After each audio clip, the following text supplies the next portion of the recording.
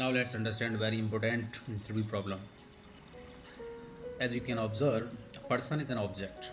Inside this object we have two properties. First, name, it's a variable, key and value. Second is the grid function.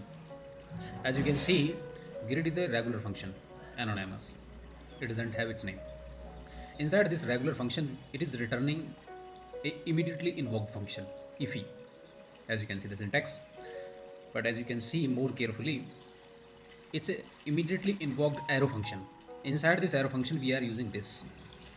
We want the value of this dot name here, how it can access it, because arrow function doesn't have its own this value. But as you can see, it is surrounded by a regular function. So what will happen, grid function contained inside person object.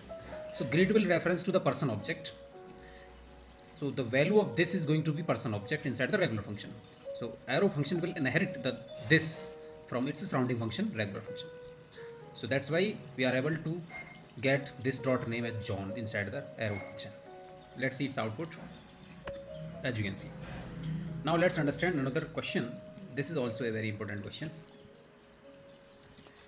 As you can observe, it's an object.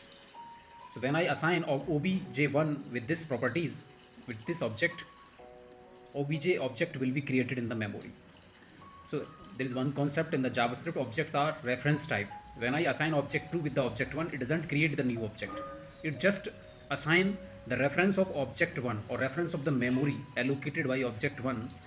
So object 2 will contain the reference of this same memory location. So whenever you are changing any stuff inside the object 2, it is automatically will impact your object 1.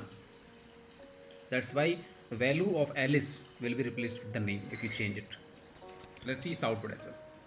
As you can see, the new value is the Bob.